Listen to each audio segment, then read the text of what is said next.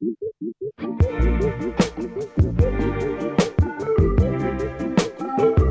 everybody, it's Evan Arcade from Hip Arcade, and this is another episode of Oh My WAD with Jason Patrick. What's up, Jason? Hey guys, what's going on? We're back so soon. When did we start this podcast? What was it, like a week ago? I think we recorded so. Sunday. Like it's Monday today. Right. But yeah, it's been a no, week. You're right. Yeah. Third episode in a week. That's crazy. Yeah. I mean, one would think we have a lot of time on our hands. I think that's all we have, yeah. Yeah, no, exactly. I think that's a good answer as to why. I mean, that's partially why we're doing this again in a way. We did this in the past. You've had way more experience doing podcasts, just because, well, from what you've said, you've been on a few. Yeah. You've done a few, regardless of how long they lasted. You've been in a couple. I've only ever done the first one we did, which was for Got to Game, to Listen, the gaming one. Yeah. I think at the time for me, I thought it would just be really cool to talk with my friends, obviously. Like most people do, I think they just say, like, we're going to hang out and talk about games. We might as well record it. Mm-hmm. For you, what has always been the motivation for you to be podcasting? I don't know. Like I said on the first episode, I had a tumultuous, or I've had a tumultuous relationship with podcasts. I think for me, it's like how much I enjoy listening to them was a big motivating factor. Unfortunately, in the past, I've discovered doing a podcast sometimes isn't as enjoyable as listening to a podcast. Because it could be stressful. And it becomes work. Yeah, it's work, and like also like having to rely on people. Which I've always like. Mm-hmm. Big reason why I've always liked you is you're a reliable dude, so even if you have good friends, it's just sometimes it's hard to when you're trying to do something that's like more professional or more consistent, it's hard to find somebody who's down for that too. So right, or has the same passion as much to want to be able to do that. Yeah, I think we often, like, when we're talking, we find times where we're just talking to each other and we're like, you know what, save that. It's just like, we'll talk about that later, which I think is very interesting because, I mean, everyone has like conversations like this, but I think I don't, and then that's another thing too, is I don't have such a big or a history of following any podcasts. Like I've listened to a couple, especially if there was jobs that I would have that I would just kind of watch while I'm working, sort of thing. But there's never been anything like, I've never had a following in terms of like people have like their favorite people, right, that they follow. Whether they're comedians or anything like that, just to hear what they're talking about. And so I know when other people are doing it, they have their angle is, well, maybe this person's trying to get famous. Like they obviously they're a theater major, they play video games and stuff like that on stream. But in reality, it's because it's moving them towards a goal of hopefully they get enough visibility to, get out there to be on a show or, play. I don't think I've never really had aspirations in that sense, although I do kind of like the sound of my voice sometimes, but like for you, is it still just because you just enjoy it and you just want to share what you think with people? Yeah, I mean, I guess I've always been a super opinionated person, sometimes too much so, but I think as I've gotten older, I'm like a less serious dude. But yeah, I mean, I guess I'm in the same boat with you. I've never really had the aspirations like for notoriety or like to be famous. Maybe when I was doing it before, like, I definitely would pay attention to how many subscribers or downloads. Nothing ever took off. So, I mean, yeah, and I don't know if that's what I want. I'm not sure if I mentioned on the first episode, but I had set a goal this year that I finally wanted to get like into the YouTube thing. Not to be like an influencer or anything. I eventually want to start my own channel and do reviews on movies, so it's going to be movie related because that's just what I always like gravitate towards. But I'm not doing it to be famous. I just I want to start being more creative because I don't feel like I'm a creative person at all. Which is totally opposite of what of who you are. So like this is part of it. Like doing this with you is part of being creative, but at the same time I also want to make things for myself, not only critique other people's work. So yeah. I've definitely, I would say like you were talking about in terms of being creative.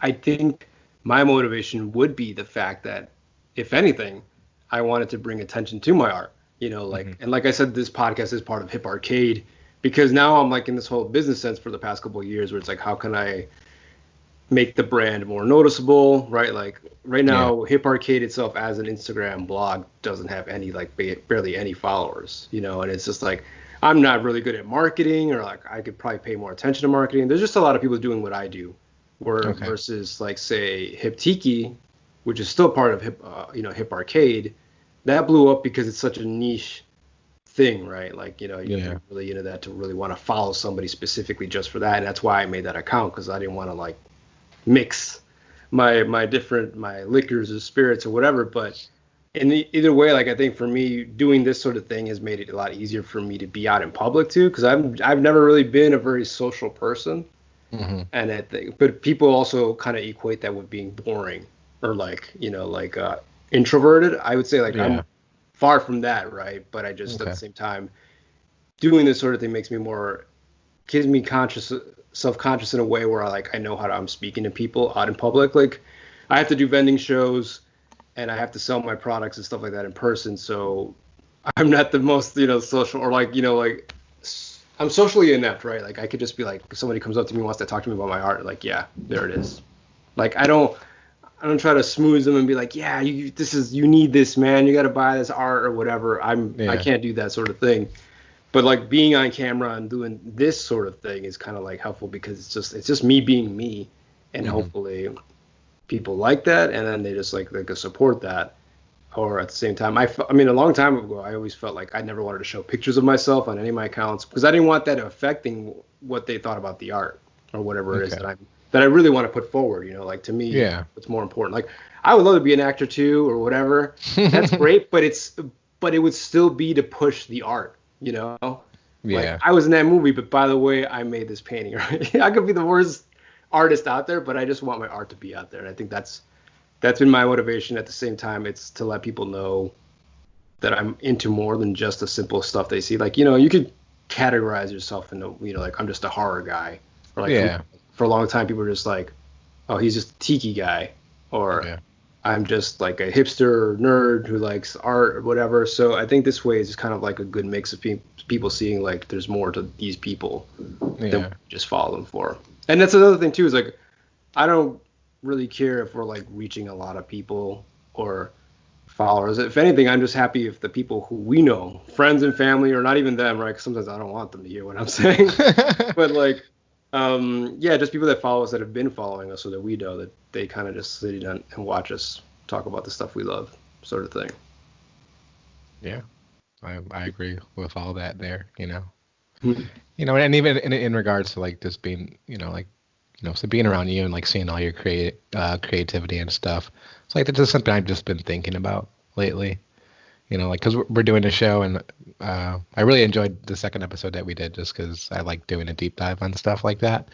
Uh, but yeah, going back to what I was saying earlier, like I don't want to always like just be the person who just be a critic. You know what I mean? Like Mhm. critics Mhm. get a lot of shit because they don't do their own art. So, Yeah. uh, Yeah. I've been thinking a lot more in regards to diving into those like more creative endeavors. Like I've been, kind of getting more into photography as far as like my Instagram, just Yeah. shooting with my phone. But like that's something that gives me a lot of joy. So I want to like take that more serious and like, learn more about lighting and like Mhm. composition and all that stuff. So there's a few things I want to get into, and this podcast that we're doing here is kind of Yeah. like the catalyst to that, I guess. That's So cool. That's good. yeah, And I like that. I like that we have it more open because I think now, I mean, it's been years since we did the last podcast, but I think and throughout that time too, we kind of just stopped playing games. Not so much. I mean, like mhm, in the frequency that we were playing it back then, right? I mean, this is yeah, during that time, and just like a quick backstory is like I think Jason and I met when we were playing Destiny, the first Destiny. yeah, Uh, and they moved on to the second one for a little bit, but I think it was the majority of Destiny. I mean, everyone was grinding that game. at the time. I don't think we really got to play anything else. And then right after that, I just think I spent most of my time playing Overwatch for the longest time, and then that was it. So there was really not much to talk about because we would be the last two people to actually ask them anything about what's going on in the gaming world because we were so out of the loop, right? I mean, you had other stuff going on, and obviously there's just not a lot of stuff that was very interesting anymore. I don't know. And I hate to say like, oh, we grew out of it because I don't think we have. I just think we've gotten more responsibilities or just other stuff that's taking up our time that we would love to spend time to just sit around and do nothing. Not I would say do nothing, but it is a luxury now to just be able to play games. Well, I definitely like grew out of my grew away from my hobbies, and I always kind of regretted that. I mean, the video game thing, that was always kind of a love-hate thing because I would just kind of had bad habits, you know, like, oh, I want to play the latest cool indie game that I have on my system that I paid for, but instead of playing that, I'm gonna throw on a sports game or play some Call of Duty or something. The same thing. But yeah, I mean, I fell away from a lot of my hobbies, and kind of like my hobby became going to bars or going to arcades, and which you know, fun, or going to karaoke. So like I still love those hobbies, but you know, I fell away from games big time, and movies to a certain extent too. But it's been a really good year for movies. Like I've already seen about 80 so far, and we're only in April. So this year. Yeah, I already doubled what I saw last year. So yeah. Wow. Yeah, I mean, I don't even think I've watched 20. Well, like in the winter, I wasn't. You know, my girlfriend Christina, we would just she would come over and like hang out on the weekends, and we would literally just watch movies, and like we would just alternate. She would pick one, I would pick one. So you know, so there were some days where I was watching like 4 or 5 movies or 4 to 6 movies on a weekend. So. That's how. But ever since I moved back home, it's been I haven't watched a lot of movies, unfortunately. Yeah. But I've been diving into TV shows, which we'll get into shortly. So I've been watching stuff. So I'm happy I've been making some time for that this past week. Yeah, that's true. That's another thing too. It's kind of gives us a reason to finally watch those things that we've always keep putting off. Yeah. Right. Like we said, we'll watch them. Like now that we talk about it, like I didn't think I'd ever watch Tiger King. And that's we're going to bring it up because we did mention it in the first episode about things that are like hot right now. Yeah. And then because of us talking about it and me saying like I would never watch this show, I'm like, well, now I have to see it because everyone's talking about it and I already dissed it. I have to see what's going on. But yeah, what was the things that I know we mentioned a couple of big names. Easy was one of them, which is like an older Netflix show that's been around for a while. Yeah. We mentioned Devs from Hulu. Yeah. And I don't know what else. I mean, let's just start off with what it is that you did see from like at least that we remember from the last episode that we talked about. Yeah, you definitely talked about Easy, and I had seen the first season only, and for some reason I just never. I had started the second season whenever it premiered or came out, but yeah, so I mean, I watched the last 2 days. I binged the second season, which is, you know, it's an easy show. It's no pun intended. It's only a half hour long and really like 8 episodes per season. So yeah, I caught up with season 2, and I'm already on. I just finished episode 3 of season 3, so I'm almost done with it. You know, if you want to get into it, it's really good. Yeah, no, it's a great show. Yeah, let's do that before we jump into Devs, because I don't think there's anything that we we mentioned one thing or two things, because at that time I think you had seen Tiger King, and that's what I watched this time around. And then you also mentioned The Platform, which is a Spanish kind of sci-fi thriller that's on Netflix, and I also just watched that. But I definitely want to jump into Easy because it's a very old show. It's very funny to be talking about this because it's like the buzz of this is gone. But it's for me because I constantly watch it. It's cool that you're finally watching because I get to have somebody to talk to. I've tried to get my sister to watch it, and she's like, no, that show's stupid. I'm like, but it's from home. It's from where we like we were around there. And then she's like, whatever, I don't care. But so it's cool to have someone, whether even if you hated it and you're just like shit on it, it's like somebody to talk to about it. It's really cool. So I love the show, but obviously I don't really like specifically certain characters from the whole series. And I know you're not done yet. Yeah. There's nothing that I'm going to spoil because there's not really much to spoil. It's just an Uh-huh. ongoing thing, really. But yeah, I remember when we were talking about it, you had mentioned like you were like, yeah, it was all right. And then Yeah. now that we kind of briefly spoke about it over the phone or texting, you said I'm really digging it. Yeah. As far as into season 2. So what have you changed your mind? How are you feeling about it so far now? So like I enjoyed the first season. I think I haven't watched it since, it initially came out. I think I like 5 of the 8 episodes. So I guess it, in retrospect, I was thinking it was half good. I liked half of the season, or half of the show of the episodes. But yeah, season 2 was really good. I really liked the first 5 episodes, and I'm like, this is a perfect season so far. I did not like the last 3. And you're gonna have to catch me up on them. Yeah, and I kind of don't remember which the 3. I don't remember any of the order because I just kind of watch the same ones. So I mean, I don't want to get into too much detail if like people want to watch it. The first episode of season 2 is The Package Thief. That's the one with Aubrey Plaza. Oh, that was the first season. That was the first episode of that one. That was the first episode of that season, and I really enjoyed that episode. It's like that's such a weird episode too. Just like, I think we talked a little bit about Joe Swanberg, and because he did Drinking Buddies, he did a movie called Win It All. So he does a bunch of movies that are filmed in Chicago, and they're similar in a lot of ways. Like they just, they definitely like showcase the city, which is awesome. Like just seeing, which is my number one favorite thing about it. Yeah, it's like, I've been to this bar, I've been to this cafe, I know what street they're on right now. Like it's really cool if you're from Chicago and watching the show. But I just think like he nails characters so well. Like the people are so relatable.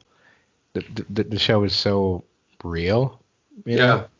It's real as far as like what's going on, whatever like modern dating is and stuff like that.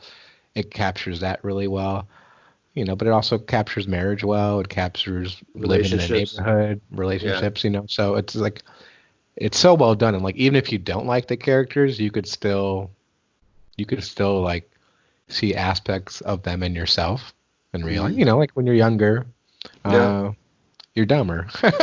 You're dumber, and you take probably more risks. Yeah. And you're probably more annoying.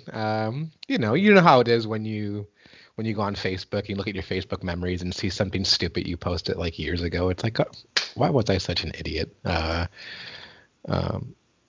don't know why I'm saying that, but I'm just saying, like, something. Especially like with the younger characters in the show, you could like you could see yourself and like that's how I used to be. Mm-hmm. Maybe you are still that way. I don't know. Like, yeah. I still have plenty of things I don't like about myself, but yeah, it's a good show. Sorry, I kind of like got lost there. No, it's all good. I mean, I think that's another thing too that I feel about when we were talking about Joe Swanberg. If anything, I'd want to be in a movie or a show, whatever that he does, because it just seems so real. Extra. I want to be an extra, like at a concert that someone's at or something, or actually like I'm sorry, I'm cutting you off here. Like, no, go ahead.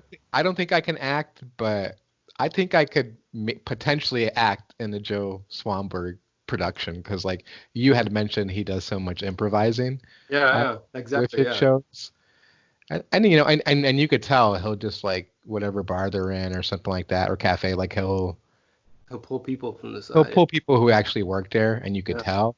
But the acting for the most part, like across the board, is really solid, even when he's using non-actors. So it gives me hope, I guess. Yeah, you could be the guy in the back of singing karaoke. That's all that matters. We got to get Joe Swanberg to come to Alice's for sure. Yeah, see, just have to show him. Well, yeah, I'm sure they'd like to be a location scout for any of his productions. It's got to be super fun. Like, hey, I know this place, or just come check this place out or whatever. But I always thought it'd be funny if there was like, because of Easy and his other movies that he's done, right? Like we were talking about Winning It All. I think Winning It All or Win It All. Yeah. That come out before Easy or after or during or it after? Was after Easy. I think it was probably like after the first season was when that movie that's what I'm thinking. And then Drinking Buddies. I think that was before. Yeah, that was before. And then there's another one, the holiday one, Happy Christmas, which was another one with Anna Kendrick.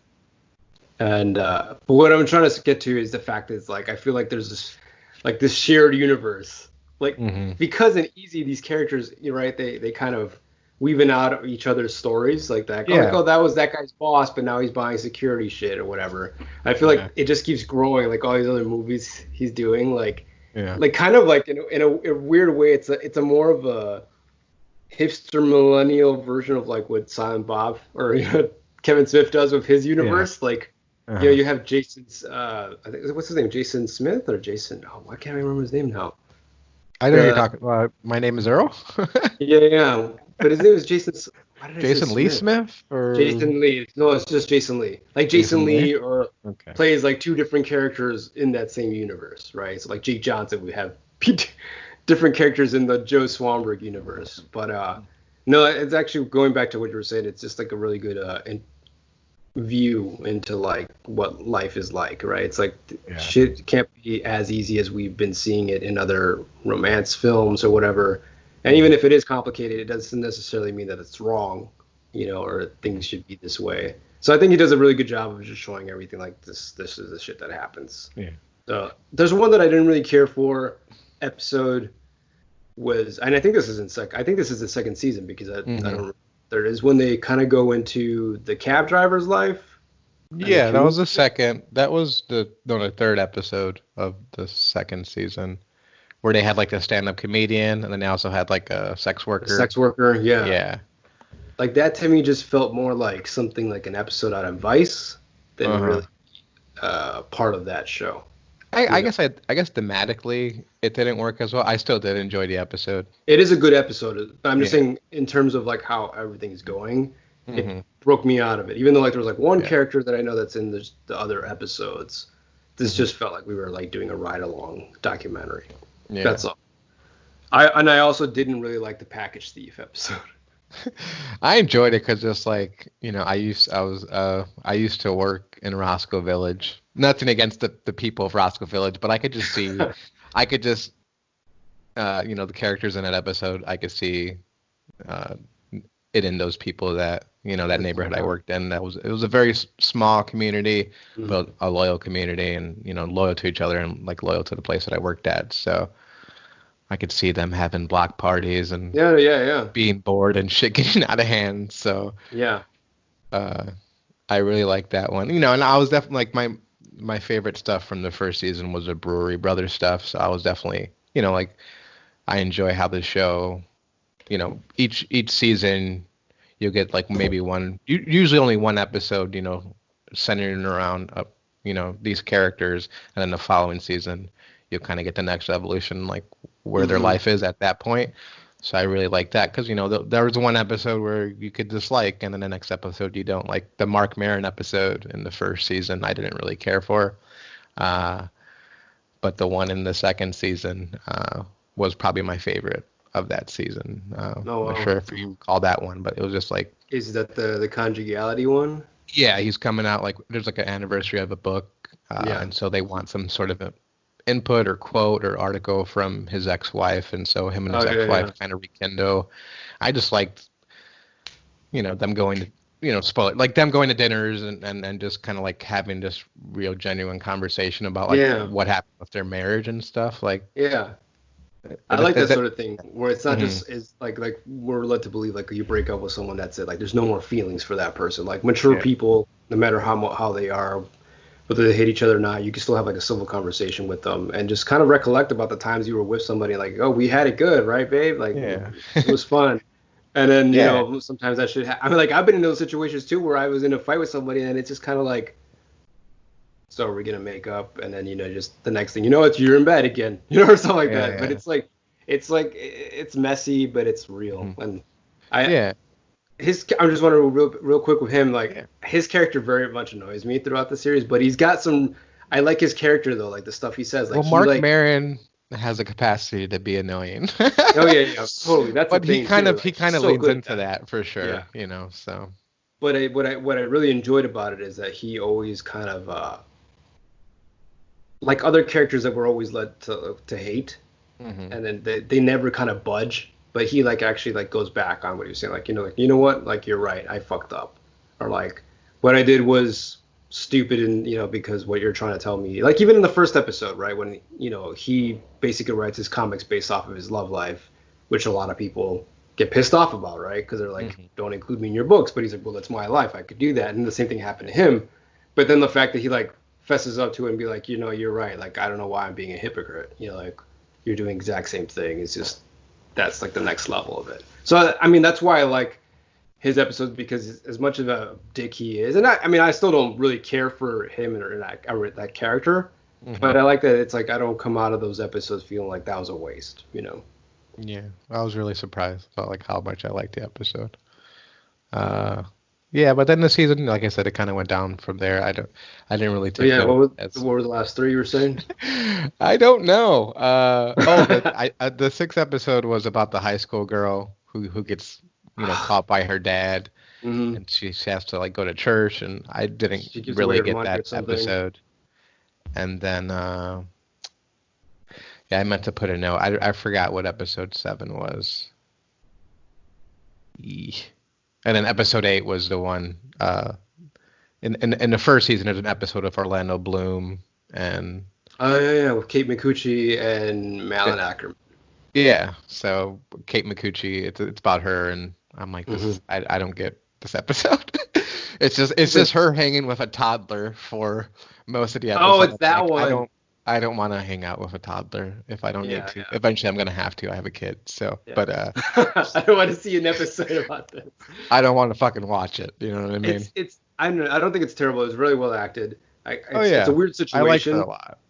Yeah, and she does a really good job, because normally I don't really care for her. I mean, not that I don't care about her or whatever. Like, I don't think she sucks or whatever. I just like there's nothing that she's been in that I'm like, oh, that she's great, except for this, which is interesting. But because it speaks very much to more like the female or the ones who want to have kids or are getting too older to have kids. Like, what are your other options in terms of like, if you're not going to have a kid, spending time with this kid, which I still feel is going to be heartbreaking when that kid, they tell you like, you're not that kid's mom.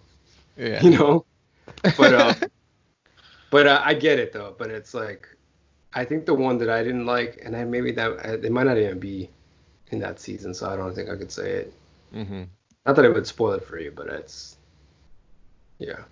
I think that the 7th episode was it was with the lesbian couple. Is that the term? We're like, is lesbian, is that okay to say? I think so. I mean, I don't think that's changed. I'm not trying to be insensitive. I'm like, no, I understand. As I was taking notes like about it, I'm like, how should that's I like? That's true. I don't think it's become like this. I don't think it's become like a derogatory term. I guess maybe like the queer couple. Is that the better term to use? Yeah, probably. But yeah, I mean, that episode, it was kind of like, it was a decent. I mean, it was. I didn't care for it too much, but yeah, it's just about. I guess I realize I don't like the characters as much. Yeah. But then I'm conflicted, because then, jumping forward, I just saw episode 3, which was about that couple. The next phase of what's going on with their lives. Is that the one where they break up? Yeah, they break up, and the one of them is kind of working on a documentary. So I enjoyed that, because then it made me think. It rekindled the idea, because like I used to make movies when I was younger, but they were just like cheesy, like horror parodies or like slashers and whatever. But I've always like loved documentaries. That's probably like one of my favorite things to watch, like that and horror. I mean, I don't want to pigeonhole myself with the horror thing. I love horror movies, but there's a shit ton of bad horror out there. Sorry, side tangent. There's a shit ton. It's hard to find a good horror movie nowadays. Yeah, no, that's true. But yeah, I seen the documentary part of that episode, and I just like, it's just, point is, you could hate a character at one point and then start liking them later down the line. So I was surprised with that. So you're saying you didn't like that character? I didn't like. Me, I didn't like her. I definitely like the younger girl who's like, you could, she's younger. She's more like. She's very naive. She's naive. She's young, and she still wants to have experiences like before she, commits to somebody forever. And I get that. But I don't like her character as much. Yeah. But then I wasn't liking the other girl either. But now I like the other girl. This is all confusing. Right. Just because she works in film, all of a sudden like, oh yeah, she's not that bad. Yeah, she works in film, and she's kind of, I don't know. I don't know where I'm going, but One thing that I really enjoy about a lot of these, and this is the thing that I was telling you, and I don't know if you pay attention to any of this stuff. I mean, this is also partially why I rewatched things like over and over again, almost to the point where it's like I think we mentioned it's like a compulsion that as and partly why obviously I love it because it's in Chicago, so I love seeing my neighborhoods or places that I used to be at because I miss that what made these neighborhoods unique, right? They look really good.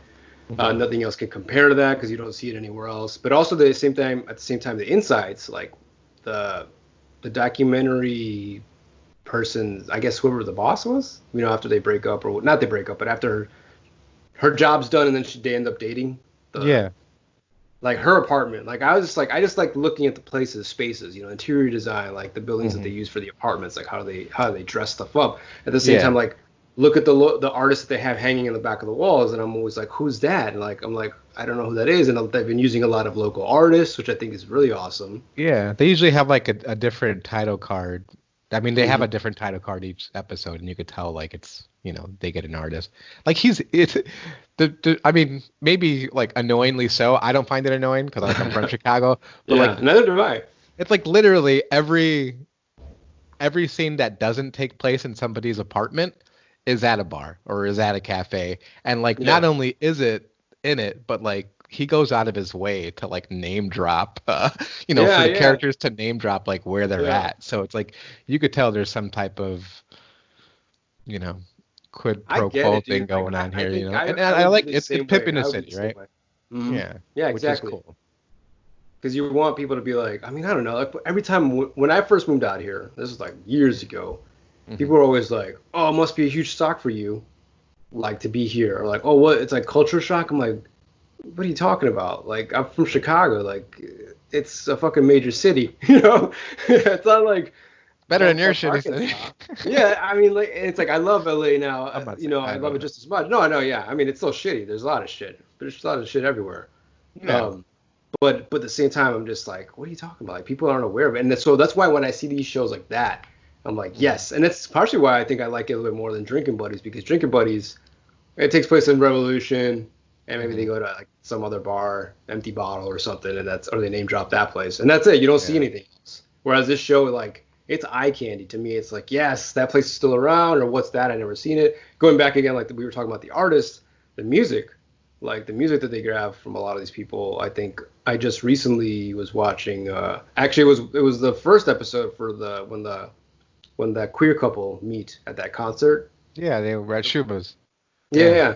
And they were watching a band called Camp Dogs that's from Chicago. Yeah. And I really didn't pay attention to that until like recently, and then I just bought the album because I'm like, cool. It's from there, and I read up about them, and I just like I really dig their music. They haven't really produced a lot of stuff since 2005 or something earlier than that, but it's just cool stuff like that. Like you said, like it's really, but no one's gonna really know, right? It's like. No one's going to know like that band's from Chicago or that art that's on that wall's from Chicago. Because you're walking around in the city and you see it, So it's kind of cool because it's still low key despite all the fact that, he's saying. And I like that he says like, we're actually at this place, or we're going to go over here. Because it's not like saying like, I'm going to drink a Pepsi, it's like, you're definitely bringing them like, what do you call it? Business, but it's not like for your gain, Yeah. I mean, definitely slight bias from us because we're from Chicago, but regardless of that, I think the characters are so well done. And we could just pivot really quick, like, not to really talk about the film as a whole, but like another reason why I really enjoyed Once Upon a Time in Hollywood is just because shit, like, and I wasn't around during those times, but just the fact to see how it was, because like even now, like being around when like Quentin and all of them were like changing Sunset Boulevard and seeing like the painting's still up there. A lot of the stuff are still painted there that they did. And it's just like, oh, this is so cool. Like this is why I love Hollywood, or like films. You could turn this and change that. So I totally get it. Like, like I was driving the other day on the street where that goes up to wherever, the Rick's fake house. Like Rick's house isn't really there on Cielo Drive, like in the film. Yeah. Like that house exists, but not in the spot where they say it is. That leads up to where Sharon Tate was. But like I was like, oh shit, I was like here. I was like just here. Like, and it's one of those places where I'm always at, but it's like I just happen to be there. But Yeah, no, I think that's a huge part of why I like that series. And until I don't, he's not making any more because the last season was the last season. But until he just keeps making more stuff like that, you know, features Chicago, I'll keep Hmm. watching that no matter what. I mean, the new Candyman is also still going to take place in Chicago, which is Yeah. cool. Hmm. Didn't change it to L.A. or fucking New York or somewhere, you know. I'm So that very wouldn't take, excited. yeah, and it looks really good too. Just as it's interesting. So I can't wait to see that. But I did hear mention that he was in talks of Netflix of creating like a movie where it's like it's still an anthology because I think they said Netflix is kind of done with anthology type stuff. Like this is a different person in this story. This is a Yeah. different person. Hmm. But I think they were in talks about whether he could do a film of certain people, but like all together, right? Just like a longer film with all these people connected. So I think he Yeah. would again revisit the Three Brothers one more time and just like smaller stuff. I don't know if that actually ended up happening or if it's going to happen, Hmm. but that'd be cool. It becomes like a regular TV show at that point. So in Yeah. terms, now doing a full 180 Hmm. away from like human emotion, devs, devs. Yeah. So are you caught up? Because I don't think I've seen No. past. So I Okay. started it because I mean you had recommended it. It was on the top of my priority list because of Alex Garland. He did Annihilation, Ex Machina. We talked about that. He also wrote Sunshine, which is one of my favorite movies. Oh yes, Uh, that's great. I didn't know he but yeah, wrote. I've only seen the first two episodes, and then my plan was to continue. It's a heavy show, obviously, Mm-hmm. so I chose to watch Easy instead. But yeah, I mean, the first two episodes, amazing. Like I'm totally intrigued by what's going on there. Nick Offerman's great. uh, Mm-hmm. yeah, I like a lot of the casting. I think you should definitely watch the show because I don't want to like get into spoilers or anything like that. But the way the first episode ends, it definitely hooks you that way. Show's gorgeous. I really like the score. Um, the only thing like the acting I find is kind of robotic in a way. Mm-hmm. The people don't seem like real human beings, but I definitely think that's I purposeful. think I know. I was gonna say the That's same thing. definitely on purpose. Because the show. I mean, from what I gather so far, the show like the major theme of the show is kind of like predestiny and how they say like we're on these tram lines and there's not really the choices you make and I mean you're not making your own choices as far as like Right. where life is leading you. That Yeah. stuff is all kind of predetermined. So yeah, I'm really digging it so far. But It's an interesting way of mashing up technology and where technology is going with what is more like kind of considered like a spiritual thing. Like, this is my destiny, this is what's supposed to happen, what will happen or what has happened will happen, sort of mm, thing. So it's definitely interesting in that sense because it's like, whoa, I don't get this. Like I thought this had to do something with like time travel or like which kind of is, right? mhm, Um, but yeah, it's super weird. I yeah, it's so far up the scale of like sci-fi that they don't really bother explaining a lot of the science behind a lot of that mhm, stuff, right? Because I mean they're inside a huge giant cube that's floating with electromagnets or something. yeah, Um, but yeah, it's really well shot. Uh, it's so funny because the main actress in that film, like it was almost hard for me to recognize her, but she was in Crazy Rich Asians as the hmm, one of the cousins, not the cousin. She's the woman who gets married to the guy's best friend. okay. The one who was like the I've seen Crazy Rich Asians. I can't recall. Mhm. I do like her a lot. Like her and Devs, she's pretty Yeah, great. yeah. So And it's she like has such a unique look to her too at the same time. So yeah. yeah. That's the thing too is it's like she's very from seeing her in those two roles. I mean, she's been in other stuff since there. I haven't seen it, but Mhm. two highly very contrasting roles. She's very good.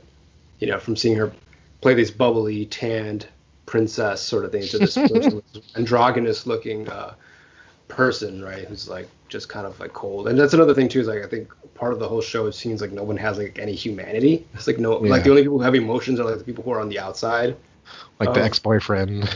yeah, yeah, Yeah. exactly. Like Yeah. everyone else doesn't really react in a way that you would think would be normal, or Hmm. it's no one has any. Um, Really quick, because I can't really talk that much about Beyond it, because I think I've only seen like 2 more episodes beyond that, so we could. Okay. But yeah, no, I wish I could continue watching it. Maybe I'll just steal your login or something. Yeah, there's 8 episodes. Something. Yeah, I would like Yeah, to for us to both um, finish it and kind of have like a more talk about deeper it. conversation on it. But I wanted to mention really quick that I don't know if we mentioned it last time, but I did finish finally Silicon Valley. Okay. Have you ever watched the show? I've seen an episode here or there. Hmm. Well, comedy, me and comedy. That's true. Yeah, yeah. I'm nothing against Um, comedy, by the way. I think we had talked about this offline. Like, I mhm. don't have anything about it. It's just Yeah, like I was I just like, lean towards more I dramatic didn't know stuff. that you didn't really like comedy. I was very serious and taken aback. I was kind of like pondering, what? No, but so do you remember Martin Starr's character? He's like the hacker, goth, doom looking guy with his glasses, the beard, long He has hair. long hair. Mm-hmm. He's in Freaks and Geeks, right? Yeah, yeah. Mm-hmm. Yeah, I remember his character. So this is another thing too. Is like now that I feel like, and that show obviously came out way before Devs, Hmm. but his his cadence and tone of voice is like he's doing an impression of Nick Offerman. It definitely doesn't seem like his voice. Maybe it is. I don't know. Like, yeah, it's just like he's like, I hacked you before you could ever hack anyone. Or I so, but definitely it's think like in his I way. definitely It's think he's just, playing it up for sure. oh yeah, no, totally. I mean, he's not being himself, like his normal Hmm. geeky. I don't know if he's Jewish or not, but it's just like kind of like this. He's got like this way of how he's acted in all his films for the most part. Like, I mean, he's done other stuff where he's more serious or dramatic, but he's always kind of played that. So in this role, he's obviously just kind of very wooden, like doesn't show really any emotion, right? So, but I would just say now that you've seen Nick Offerman in Devs talk about the shit that he's been talking about, just watch a clip with the other guy, and you're like, he looks like he's doing an exact impression of this guy. Um, so Okay. that's another thing. I mean, and the thing is that the last season finally came out I don't know if it was a couple months ago when it came out, but for Silicon Valley, when that show first came out, actually wasn't. I mean, I didn't have HBO, but I caught up, and I thought it was pretty good in terms of what was on. I mean, a lot of this stuff was very outrageous and stupid, but it's interesting that it kind of just like died out. Like it was made to be a big deal. Like this show's finally coming to an end. And obviously, Mike Judge, and I'm a big fan of Mike Judge. He did like Idiocracy, Office Beavis and Space. Butthead. Yeah. So, but yeah, the way it ended, it had a good ending, but it's just one of those things where like it didn't even go that long. At least I don't remember how many seasons. I think season 6 it was the last one, but it just kind of like fizzled out. Like you look at it like, oh, that's a good ending.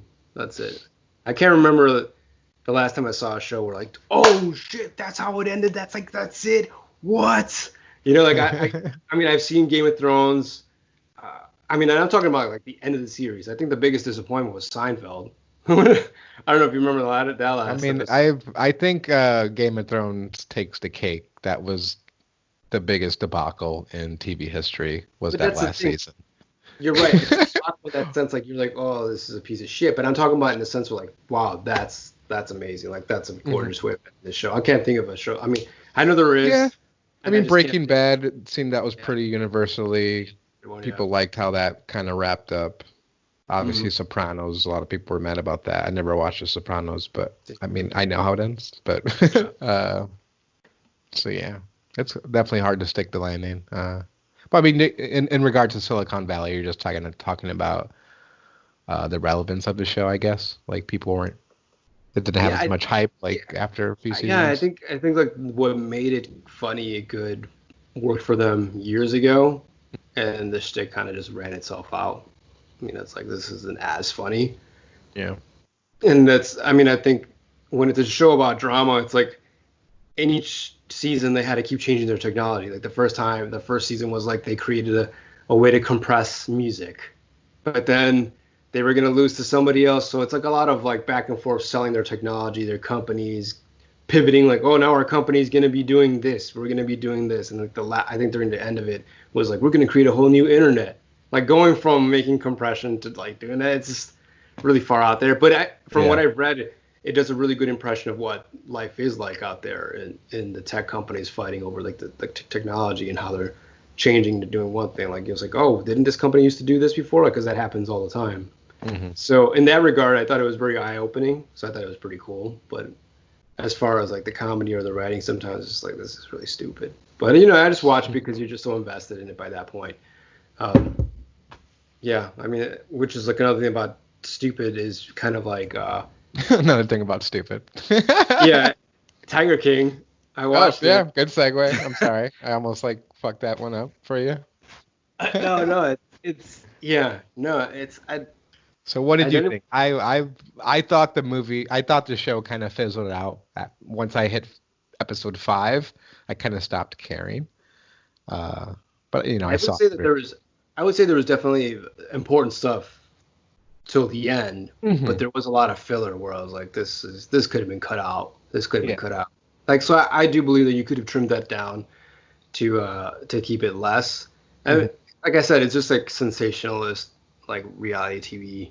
People just want to show more of that stuff. And like, it's like, you think you have it bad being locked up in quarantine? Look at these fucking crazy rednecks out here, like with tigers. It's just like, I mean, it is nuts, and it's almost. I mean, it's got to be like that because you don't want to think about what's happening in the world right now. Because I don't think anyone would really give a shit about this show if we were all, living our life without coronavirus. I don't know. That's my opinion. I don't think this would make a huge splash. Maybe. Because that Bird Box took off when that came out. That was kind of like a whole thing where like everybody was watching it. I never actually got around to watching it, but it was interesting. I mean, I definitely think, and I'm not sure. I mean, I guess you could speak for yourself, but I guess there's definitely like a contrarian mentality that came out of it for me. But in a way, I get kind of annoyed. I mean, I definitely think Tiger King, as far as like it being 7 episodes long, like I think the story definitely warrants that. Like there is filler. It's not like an overwhelming amount. Like I'm not sure if I talked about this before, but like I started watching that McMillions documentary series on HBO, which is about the Monopoly game there was fraud going on for years and shit. And then I find out it's like a weekly show that's going to be like 10 episodes long. It's like, I don't need a 10 episode documentary on this subject. Yeah. Even if the story goes to crazy places, give me a 2-hour documentary, hour and a half documentary, and I'm fine. Yeah. So I guess I kind of felt that way with Tiger King. I mean, I think people like it a lot because it's such like a wide like cast of characters that are interesting, and I definitely agree with that. Like I think there's a lot of like interesting characters. People are talking about them making a movie and how like what celebrity they want in the roles. I get all that. Like it's something that people could share online and amongst friends, and the whole watercolor thing, but on the internet. And I definitely get the appeal, but I just think as far as the documentary, it's fine. I think I would echo the sentiments of how it ends, where they say like I think we mentioned it, I told you, where they say like these people spent millions of dollars to fight against each other, or like to whatever, instead of actually spending money to actually conserve the wildlife in its natural habitat. And I feel the same thing about this. Like people were throwing money at this show, and it's like, again, why don't you actually save these animals? And I get it, because if you're a documentarian, you're not there to intervene. You're just there to document and show like this is what's happening, right? Because in order to get people to care, you have to show people what's happening in the world for them to help, right? I mean, your gift is to show them something like that. But I still felt like it was too much, and I feel bad for a lot of the other guys and like the people who were working there, right? Like in a way, they got a second chance at life because a lot of them were like, convicts or just like drug addicts. And then just kind of like, in a way, it kind of helped them out, even though they were under the oppression of some fake ruler guy. But yeah, you see them now. And again, it could be just the way the TV paints them, right? They could still be pretty bad or in bad shape afterwards. But I think it's also funny that prior to this, I didn't know. I don't know. I mean, I don't really watch or see a lot of memes or watch a lot of YouTube videos. People post stuff on Facebook. But there for a while there was a huge rush of posting this kid. It was a kid. He was a young guy, like always topless, very thin, lean, super long hair, playing with big cats and animals, like showing off the animals. And then it turns out it's the son of the guy who's like in North Carolina that's featured in this documentary. Doc Antle? Uh, yeah, Okay. that like all those videos were from his like what do you call it, the sanctuary or reserve, Uh-huh. because the son was always playing and they were filming him on social media and putting him up on social media. Hmm. And then now I'm just like laughing, like this guy got raided, or like that's all gone. Like that, we're all like watching this guy's videos, and it's like they were just doing the same exact shit to their animals. Yeah. I mean, it's horrible, but at the same time, it's like it's so weird how you're given little pieces of the information, and you're like, oh, it's so cute, or like that Hmm. guy's cute and he's working with animals, but on the side, like yeah, they're selling them, they're euthanizing them, whatever. I think that I Just mean to that make space, yeah. yeah, yeah. I mean, that's the worst thing out of all of it is just like Uh-huh. the animal treated, or the fact that there's more of those animals in our country than the rest of Hmm. the world. That's Yeah. nuts to me, and that sounds horrible that no one's actually come around to intervene with that sort of thing. Hmm. Yeah, I mean, and so it was 7 episodes long. I know we were texting back and forth yesterday, and you mentioned that you were watching the special. I don't think I mentioned this to you, but I did in between watching Hmm. easy episodes. I did watch it. So if you want to talk about the special Yeah, a little yeah. bit, I mean, it was very short, so yeah, I felt like it was obviously he was making a joke about the fact that Netflix just gave him an iPhone and some AirPods to make yeah, the interviews. So it does feel like that. It feels like it was just kind of hammered together, like just hmm, ask him whatever sort of thing.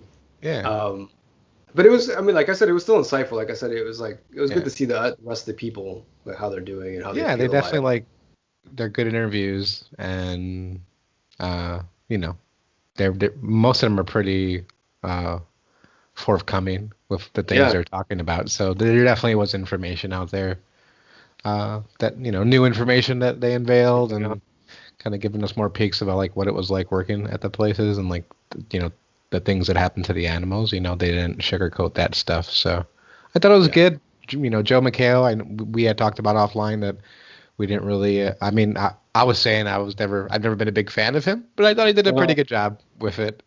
yeah, you could tell there's certain parts where like he wants to make a joke, but he's like, oh, that shit's serious. Oh my God, I can't believe that There sort was of there was thing. a certain like midway through it because it just goes from one interview to the next. Yeah, It's very shoddily produced, but it was you could tell like they didn't really care. Like, they were just kind of trying to have fun with it. But in the middle of it, they have the character. I don't know the name, but it's the guy who got his arm ripped off. oh yeah, Um, Saf. Hmm. yeah, and you could just tell. And I just said this long ass story, and it's not even an interesting story, and it's still going. No, there's you could tell there's like because like the other interviews they seem natural. Like, hey, I'm talking to you, I ask you a Yeah, question, you yeah. respond. There was just like a section where you could just tell they probably had connection issues. So Joe McHale literally There like was. with no emotion is just asking a question and then he answers it, and it was just like back and forth. But then eventually it became natural, the interview. So I think whatever problem it was fixed because then it looked like they were actually having a conversation, not just There was a responding time to where like it videos. was a time that where it did feel like there was like some kind of lag, like Yeah. like you wait until the person's finished talking, so you're just like, Hmm. yes, I do believe that's true, or something, you know. And that's interesting too. Is like, you know what? And this is my on my part is because I wasn't really paying attention to the series that much, but that there was a whole point of the fact that he was saying like, did it bother you at all that they kept calling you she or her? Hmm. And I don't even remember that. Like I don't remember like they might have said that or whatever. And I was I Yeah. wasn't sure because I don't know this person's history, so I don't know what they prefer until later on. Everybody's saying like, yeah, she or he identifies as male. So it's Yeah. like, oh well, I didn't know that or whatever. Yeah, I had heard it Um, through a podcast, because I thought the opposite, and then I just heard the heat thing. So yeah, it was interesting that they brought it up. It was pretty cool that he was just kind of like whatever. yeah. What's the name again? Zaf? What? Saf. Saf. Well, Saf. that's like his nickname. I think it's like Saf something as Saf the is so cool. Very chill interview. Like he was on. I was listening to. There's a podcast called Greenlight that I listened to, and he was on there, kind of talking about stuff, what was happening there. So it's a cool yeah. character, and one of the characters that I don't actually dislike, like They're real people, or man. They're people. Why am I characters. saying characters? uh, person that isn't actually a piece of shit like some of the characters on that show. So Yeah. I mean, I was surprised that they actually showed what they did when that was happening. Like the actual accident was pretty crazy. They were filming that. I didn't know that they were gonna make a movie. I guess it makes sense because something's that crazy. I don't think it's like official or anything. Yeah, but I think it's just like it's gonna happen. It's like before, way back in the day, before X-Men were coming out. Like, who's gonna play? These guys. I mean, well, that's X-Men is fake anyway. But I guess for a real life sort of scandal or something, I guess.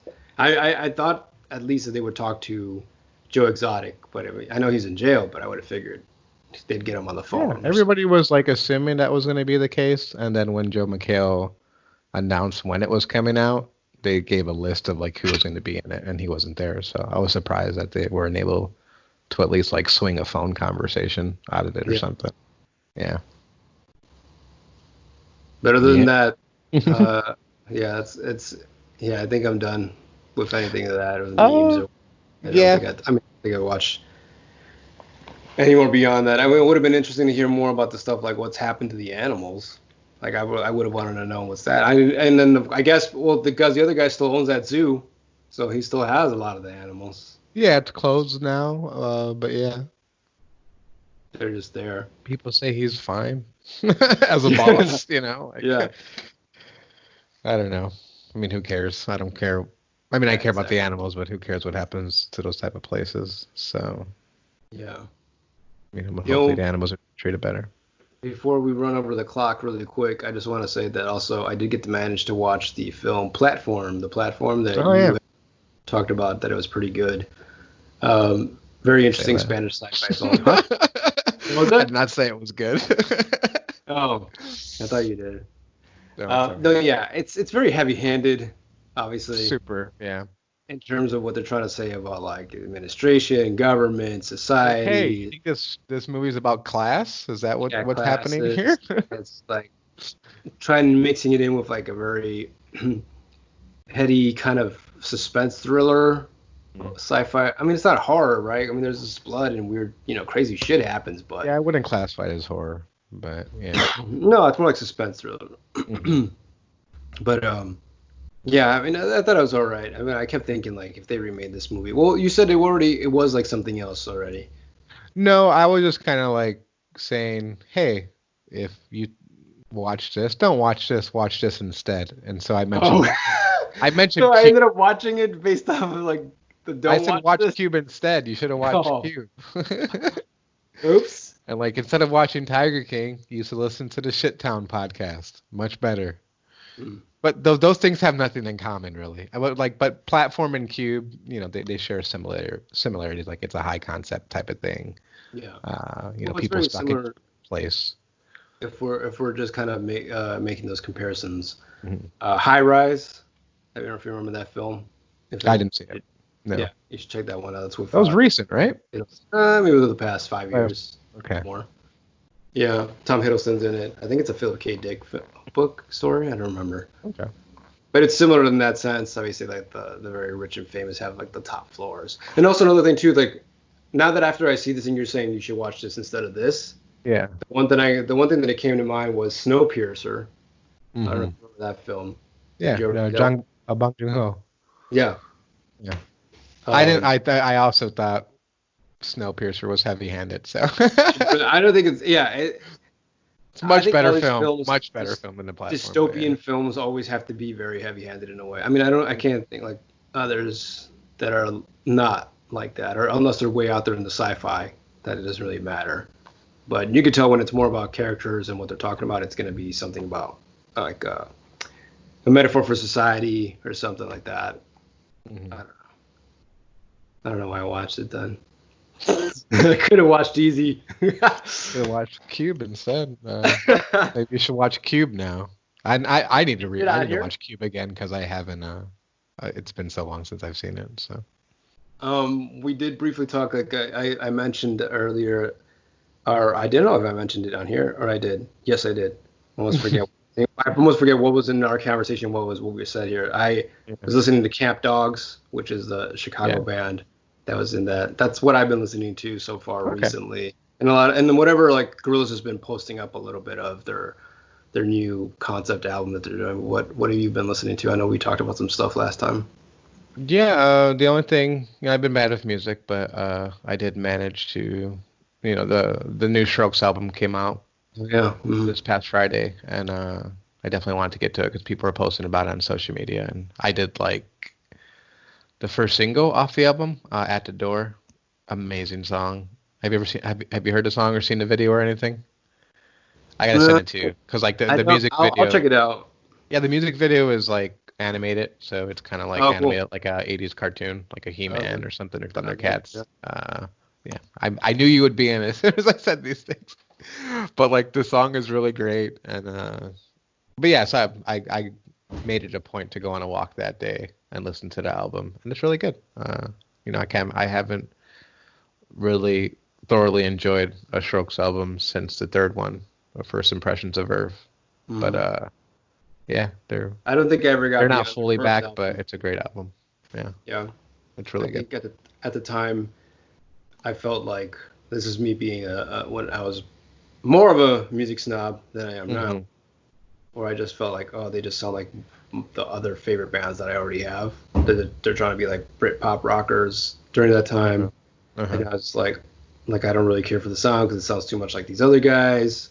Mm-hmm. And I mean, and the Strokes have outlasted the other guys. So, I mean, they've had more wider appeal, I guess. But to me, I just never really kept up with them or really passed it. Like oh, that's okay, cool. Like they have a hit single, but yeah, I mean, I'll check it out. By this point, I don't really remember their sound all that much. I don't even listen to those bands that I was talking about.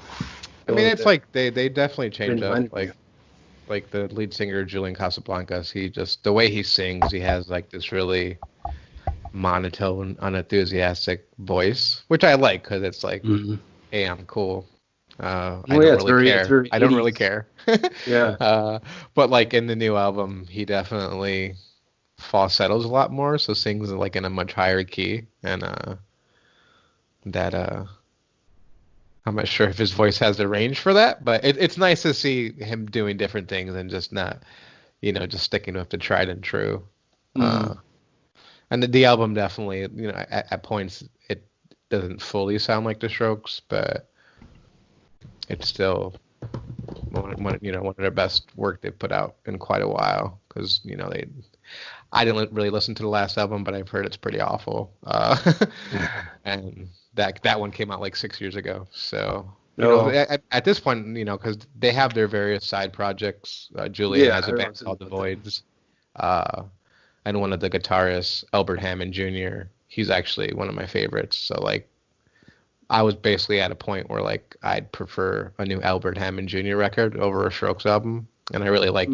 He came out with one last year called Francis Trouble, and it's his best. So, but I'm happy we have good Strokes music again. That's really the only thing I listen to. So, yeah. Cool. I think that's pretty much it for this episode of My WAWD. Yeah. I mean, like I said, I already said what I was into, Camp Dogs, but it's a very old album from 2015. But still, if you like indie kind of folk rock, sort of trippy folk rock, that's what Camp Dogs is like. Pretty sure there's other better comparisons. If you pop them into Spotify can tell you what it's like, because I don't use Spotify. I hate Spotify. But yeah, I kind of went at you a little bit for that, but I'm like, how hard should I go at Abaddon for the Spotify thing? I was just like, let me push his buttons a little bit. I was going to act like joke about it. Like the old man yelling about "get off my lawn" sort of thing. Yeah. So this episode, I don't know. Have you checked? Because I don't think we're on iTunes yet. Still. No, I haven't. I haven't checked our email, but I don't even know if it would go. Probably not. Is it definitely? It didn't take that long before, but it is a process. I mean, they just have to email us and be like, "Hey, it's up there." But I'm not sure if this thing is affecting. This. Quarantine thing is affecting it.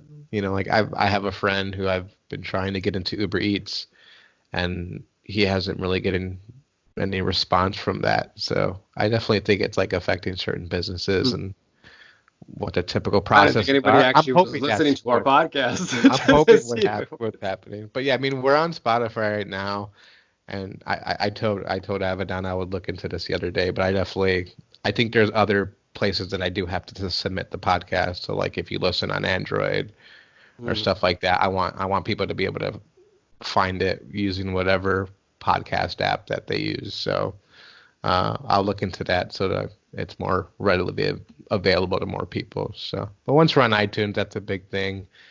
Yeah. And we're kind of undecided on the YouTube thing right now as far as the route of that. So that might be something that ends up popping up. So far, this is becoming more comfortable to do too. Is just kind of recording it. Like you said, it helps us when we're talking, but whether we want to release it, like on this to the public, the video component of this, but we could totally do that. I just have to get the website up, or not the website. And we could even like if we just do like the audio, we could still just like upload the audio and put like Eric. By the way, the first, I don't know if it was the first or second episode, we had this conversation where we were talking about converting MP3s, and my girlfriend Christina's like, you guys should have just cut all that shit out. So maybe we should just stop talking. All right, you're right. Yeah. That's for this episode. You heard it. It's good to get feedback. No one wants to listen to a podcast that's an hour long. Okay? People's attention span is so short. Podcast personally, but I don't. I listen to podcasts and say 15 minutes and that's it. But that would be too fast of a podcast for us to do. All right, this is good. Yeah, it's true. We should leave this for other times. Thank you for that comment. And I mean, that's it. As always, trying to tell you what to do. I was just I mean, it's a good point. I mean, let's finish the episode. All right. I'll let you close it out. Keep playing. Keep doing what you do, and do more of it. And that's just become the de facto. I think that's what it was. Yeah. One of these days we'll get it right.